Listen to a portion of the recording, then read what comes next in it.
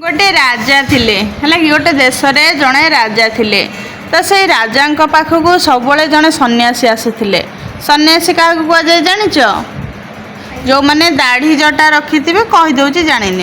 जानी जहाँ आउ टे क्लीयर से जान जो मैंने दाढ़ी जटा रखि थे सन्यासी अर्थात जो मैंने संसार त्याग करें सन्यासी कह जाए अर्थात से माने संसार रे रुहंती नहीं माने बण जंगल रे बुलंती घरे रुहंती नहीं मागी जाचिक जहाँ भिक्षा मिलला से खाती भगवान को तपस्या करती है तपस्या करी से तपफल मध्यम समग्र विश्वर मंगल पाई से शक्ति को विनियोग करें तो से होचनी सन्यासी। तो से जो राजा थिले तो से जो राजा दरबार को सब जड़े सन्यासी आसुले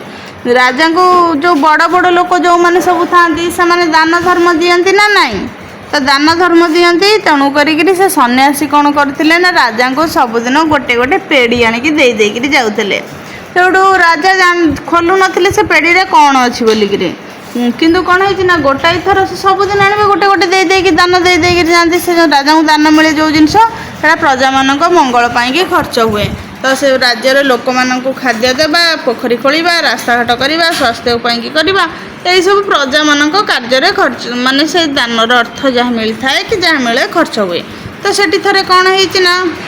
राजा कौन कर जो सन्यासी आसी जो पेड़ी सबुदिन गोटे गोटे देकी जाते राजा कौन कले गोटाई थर से पेड़ी को खोलिकी देखीदे कौन कले खोलिकी देखीदे गोटे बहुत बड़ मणिटाई अच्छी है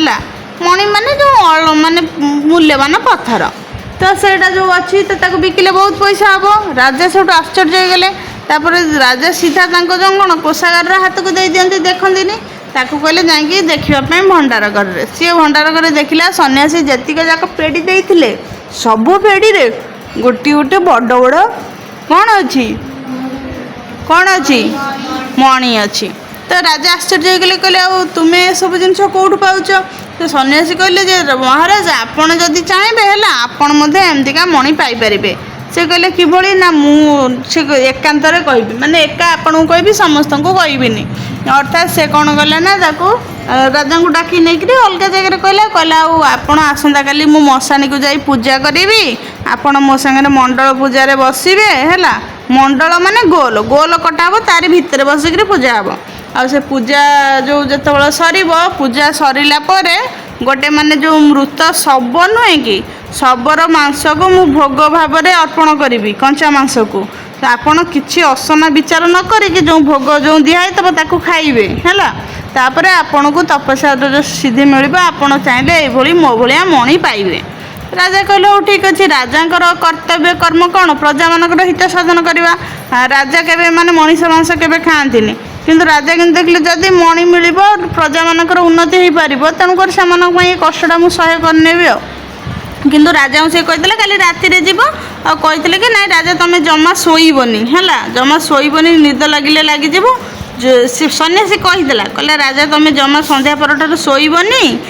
सीधा गले मशाणी की जीवा तो सन्यासी टी बाहर भितर समय भितर राजा कौन कर खंडा धरिकी मैंने बाहर सज होती राजा को टिके निद लगी आसला सी कौन कले ना जो घर नुह कि घरे राजा टिके शोई पड़ी किसी समय पूरा गाढ़ निदर शोई पड़ते राजा तो मैंने प्रजा बत्सल से भगवान को भी विष्णु को बहुत भक्ति करती लोक मान ठीक से सेवा करती से भल कर्म अच्छा ना भल मनीष राजा जाने सब से राजा कौन कले ना जो शोई पड़ी से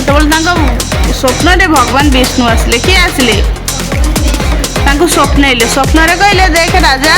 राजा तुम्हें तुम प्रजा मंगल पाई चाहूँ ठीक अच्छे किंतु से जो सन्यासी से गोटे ठक सन्यासी है लगी सी कौन कर आज जो पूजा कर से पूजा कर सारिकी तुमको बलि दवापाई कि माने कौन कहला मनस्थ कर तुमको बलि देले तार साधना सिद्धि हम से जहाँ चाहूब पाइब आ सी तो तुमको बलि देवाक चाहिए तुम कौन कर पूजार भाग नब पूजार जहाँ माने नैवेद्य जहाँ थी पाइब किंतु तापर सी तो तुमको साष्टांग दंडवत करने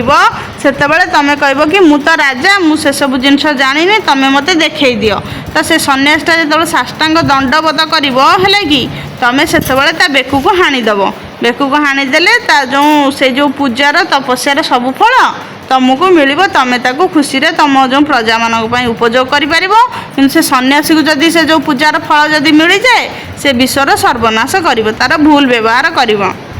राजा हेटू गले राजा किसी न जानला परिका गले सेठू जाकि पूजार बसिले पूजा करके जो नैवेद्य है मांस टी भोग भाव में खाइले है कि माने आखि बंद कर बहु कष्ट खाई नेले। तापरे सेठू सन्यासी कहला महाराज एबे पूजा सरिले आपण साष्टांग दंडवत करंतु तापरे आपण को पूजार फल प्राप्ति हेबो। से राजा हेटू कहले मु तो राजा मु जानिनी किभली भाव में दंडवत करा जाए तमे मते देखै दियो। साष्टांग दंडवत माने अष्टांग शरीर माने शरीर जो 8 अंग थी दंड परी दंड कहले आमर जो बाड़ी बा जो आमर जो बाउंस बाड़ी दंड दंड जानछ ना नहीं दंड माने सीधा है कि थाई जो बाड़ी ताको दंड कह जाए है कि तो से दंड परी माने पूरा तले पड़ी जावाको पड़िकी प्रणाम करने को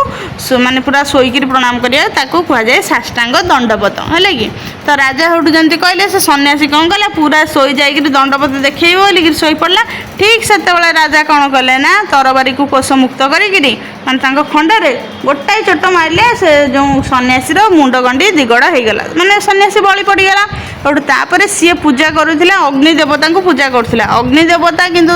ताको बर देवा चाहू नथिले से सन्यासी को किंतु बाध्य जेहेतु पूजा होती तेणुक से कृपा करेंगे ना नाई। तापर अग्नि देवता प्रकट हेले से कहले कि ना ये सन्यासी जो पूजा तपस्या करुला ताको भूल बाटर लगे था से तपस्यार फल या मागी था जे आ उभय जल स्थल आकाश सबुआड़े है कि आकाश में उड़ी पार शक्ति सी मत मागी था किंतु जेहेतु से सन्यासी बर्तमान बड़ी पड़ा तुम्हें पूजार भाग नहीं प्रजा मंगल करने को चाहछ तेणुक से तपस्यार फल तुमको मिलला तुम्हें चाहिए जेकोसी स्थान को निज इच्छा उड़ी जाई पारिबो। ता सहित तुम जिते चाहब तुमको कौन हम ना ये जो मणि है कि उत्पादन करने गोटे पात्र देले कहले एथरे तुम जिते चाहब गोटे मंत्र कहले मंत्र बोली कहले गोटे मणि से सृष्टि हो। तो यही भाव में राजा कौन कले ना